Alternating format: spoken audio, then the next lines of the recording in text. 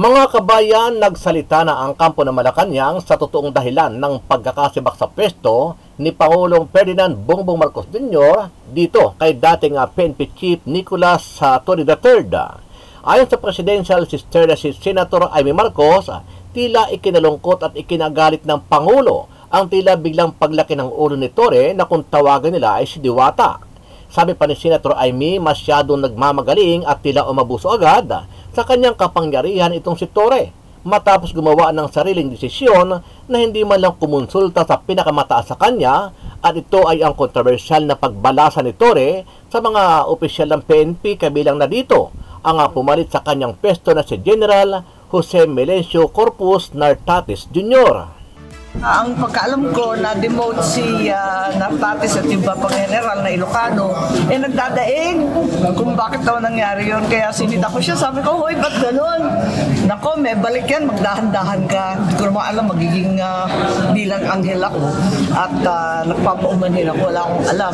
Ang alam ko lang, ang balita ko, doon sa mga appointment ng mga RD at iba pa, talagang hindi sila nakipagkonsulta kay Secretary John Vic. Hindi naman tama yun. Siyempre, may boss tayong lahat. Yung boss na si John Vic. Sa isang press con nito lang nakalipas na araw bago ang pagsibak sa kanya ni PBBM, makikitang masaya at nakangiti pa si Torre habang nakikwento siya sa kanyang ginawang balasahan sa mga opisyal ng PNP. Aniya, hindi may iwasan na nangyayari talaga ito sa isang ahensya kung saan ay umamin mismo si Torre na may naging issue sa kanila sa pagitan ng NAPOLCOM, kaya agad siyang nagdesisyon na ipatapon si Nartates sa Western Mindanao para gawing area police commander doon. Dagdag pa ni Torre na tapos na at case closed na raw ang issue at kailangan na raw mag-move on ang PNP at NAPOLCOM sa ibang issue.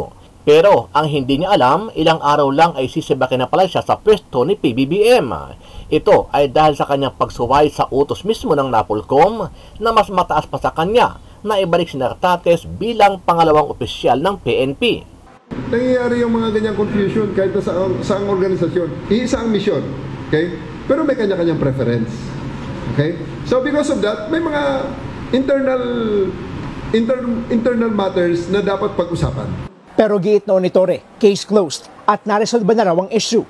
How it was resolved is basta within the organization. Tapos na nga kung ano man ang naging epekto, pabayaan nyo na. As far as we're concerned, the book is closed, the case is closed, and we would like to move on to other issues. Sa panig naman ng bagong upong PNP chief na si General Jose Melencio Corpus Nartates Jr., kahit siya ay nagulat sa ginawang hakbang ni General Torre matapos ang ipatapon sa Western Mindanao sa hindi man lang malamang dahilan. Aniya, wala siya magagawa kundi sumunod dahil ito ang utos o mandato ng isang mataas na opisyal ng PNP na si General Torre III. Ganun pa man, wala naman daw siyang sama ng loob kay Torre. Sa kabila nito, ayon sa bagong PNP chief, haharapin na lang daw niya ang kanyang bagong tungkulin na iniatas mismo ni Pangulong Bongbong Marcos Jr. We should respond to any distress call or call for help from our community. Yan naman ay part ng ating managing police operations. Ang ating dati alampat-sibat yan and then managing police operations and enhance natin. It is about patrolling and investigation.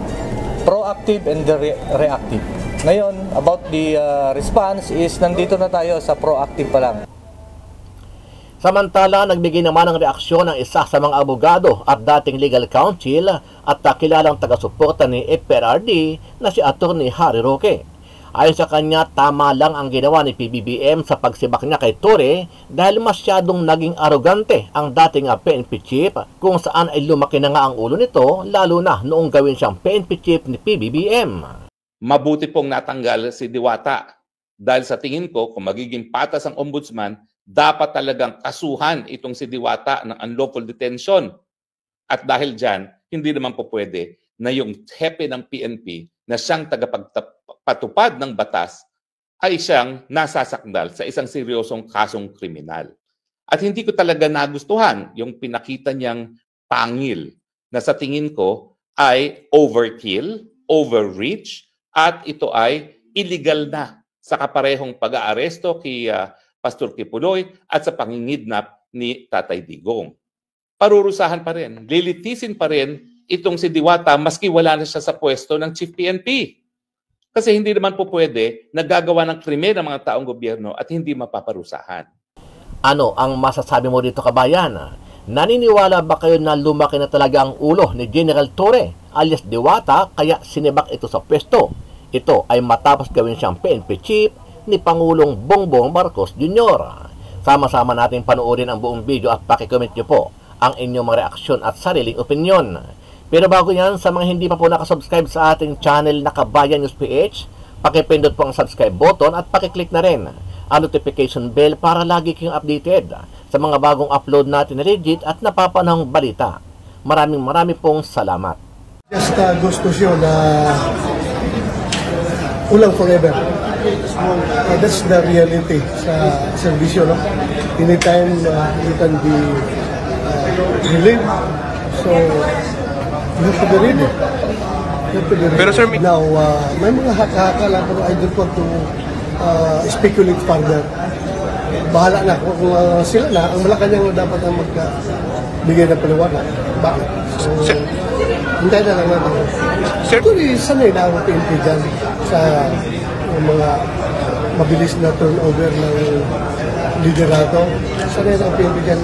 As PNP as an organization is very flexible. It can adjust, it can adapt to all the mga unexpected na mga pangyayari during my time. I am going to share with you the relationship was between the Chief PNP and the President. Whatever the President orders, I follow it. So, wala ko nakikitang I don't know about abuso. Hindi ako masyado alam ng abuso na sabi. Matino. Masahan nyo. He is an officer and a gentleman. He is the last of the Mohicans.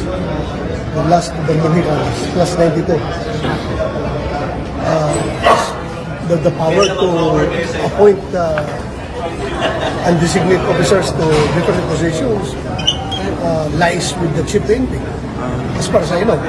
pero hindi nyo ginawa yun, sir, nung time niya. Ginawa ko yan. Ginawa nyo rin. Ginawa ko yun. But of course, with the clearance from Malacanang. Okay. Siyempre, ako, may bias ako.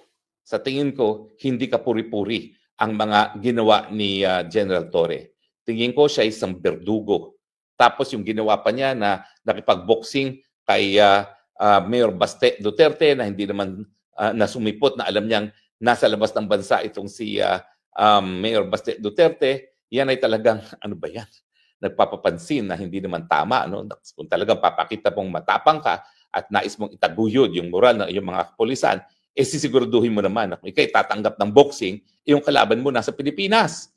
Wala naman sa Pilipinas yung kalaban niya. Yung panahon na tinanggap niya yung hamon na makipag-boxing. No? Alam naman yan dahil ang mayor naman ng Davao na si Baste Duterte talaga nagsumite ng travel authority na matagal na nakasumite. So, hindi naman kailayan, hindi naman sikreto yan. Bakit kinakailangan na sumipot sa isang boxing match na di umano ay nakaschedule sa panahon na wala si Mayor Baste? At hindi ko talaga nagustuhan yung pinakita niyang pangil na sa tingin ko ay overkill, overreach, at ito ay illegal na sa kaparehong pag-aaresto kay Pastor Kipuloy at sa pangingidnap ni Tatay Digong.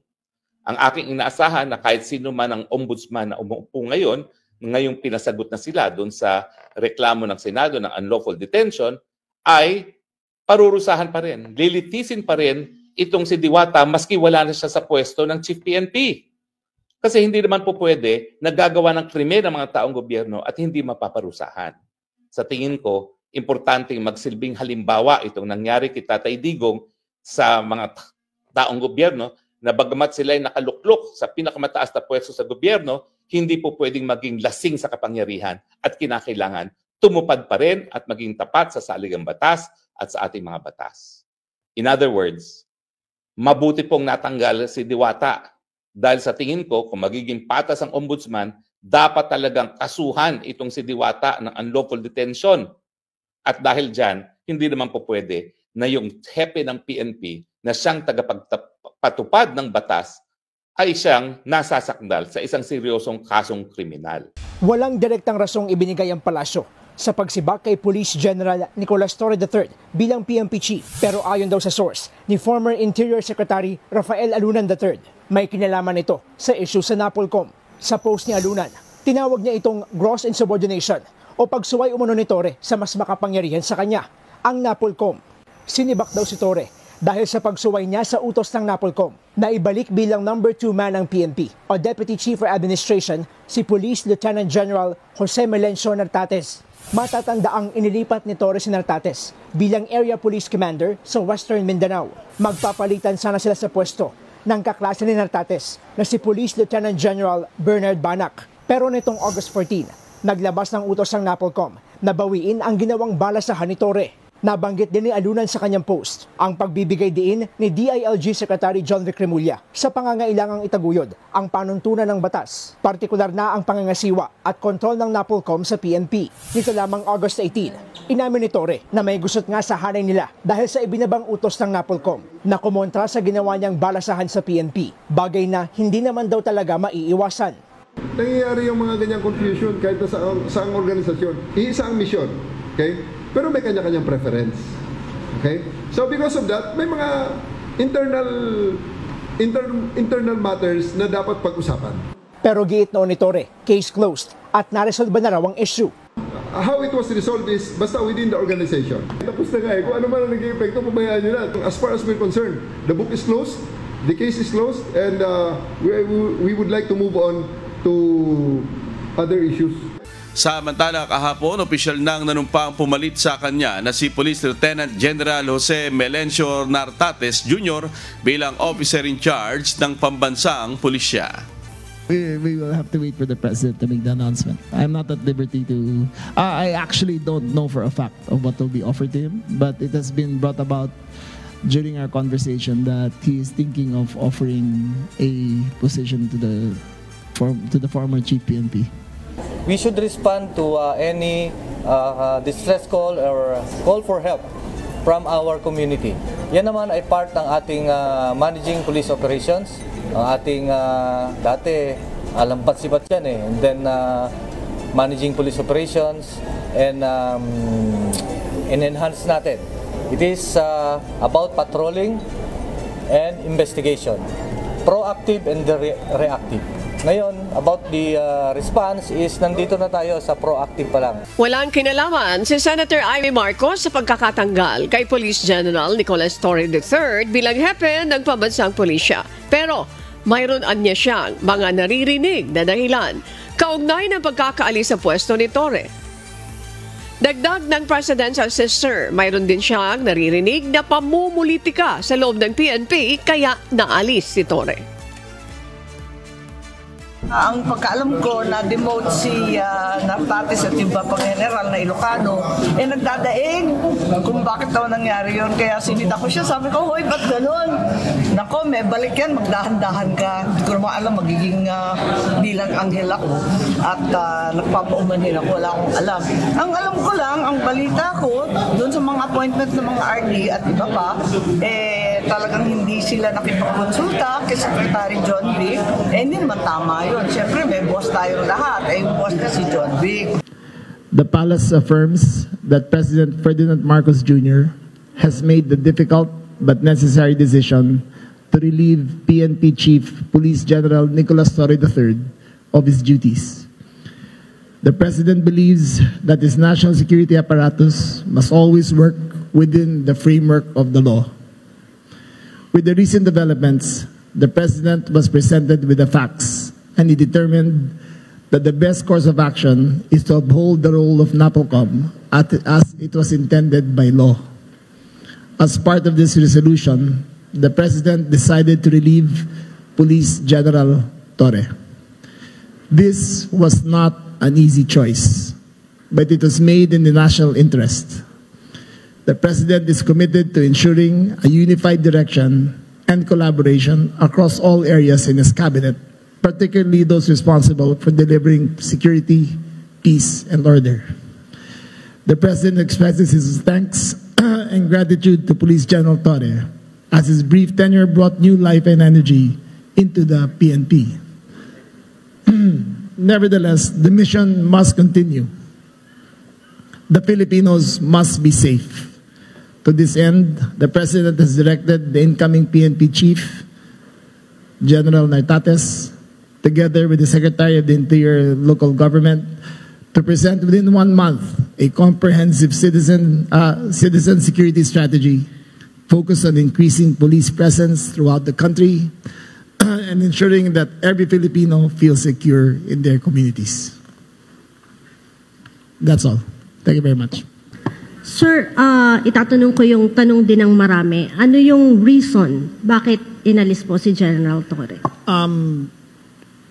Precisely because we are a country of laws and not of men, that the institutions must be larger than the people who run it. And in this case, the President saw it necessary that the institution of the PNP and the NAPOLCOM be upheld as according to the spirit of the law as it was created. Sir, may connection ba ito doon sa... Ito na yan. Follow up na lang, sir. Okay. Last na, sorry. Sir, para lang mabuo yung storya. Sir, may connection ba ito doon sa nakaraang resolution ng NAPOLCOM na hindi po nasunod, parang hindi naglabas o hindi na sunod ni General Torre? Yung NAPOLCOM resolution ng mga reshuffle ng mga opisyal? That, among other things, is part of the consideration of the President. Good morning, SILG. Paano po if hindi po nag-retire si General Torre po? Kung ayaw ho niyang mag-retire, if he doesn't give up that rank ho, that position, that 4-star position ho? That will be taken up by the NAPOLCOM. However, I was privy to a conversation that the President is considering him for another post in government, and we will know soon if General Torre will accept. Okay, sir. Second question ko lang po on my end.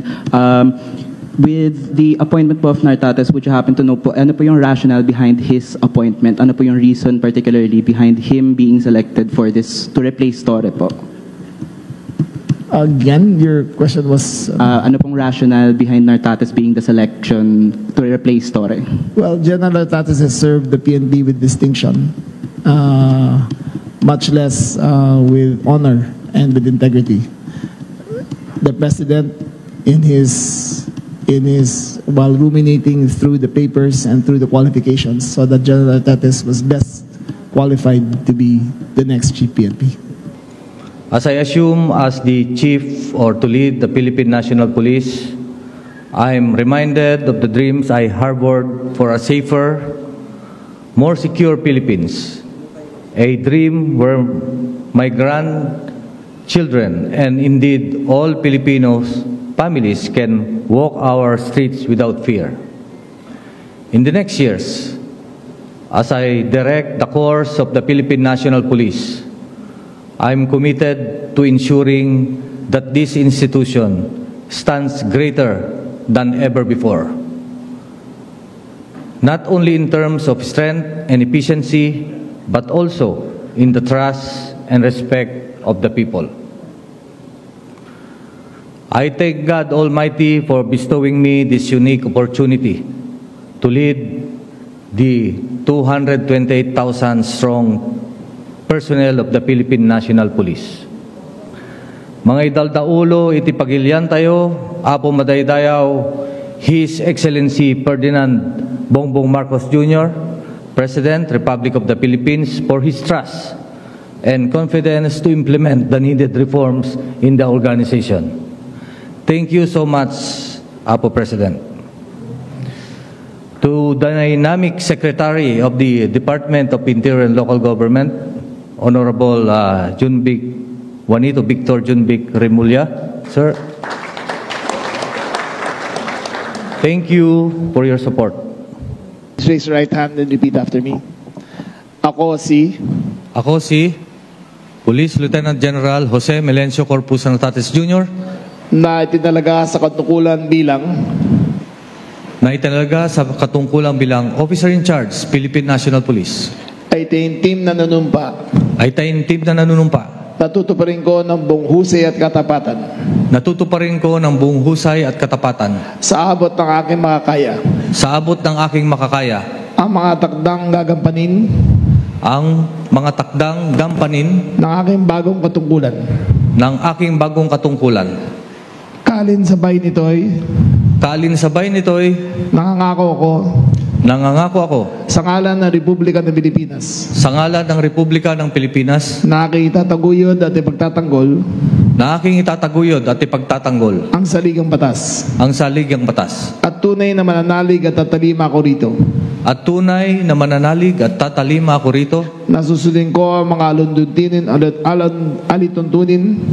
na susundin ko ang mga alituntunin mga kautosang legal at mga dekretong pinaiiral na mga sadyang itinakdang may kapangyarihan sa ilalim ng Republika ng Pilipinas at kusa kong babalikatin ito ang mga pananagutang ito na walang anumang pasubali o hangaring umiwas. Kaya nawa ako ng Diyos. Pinabati kita.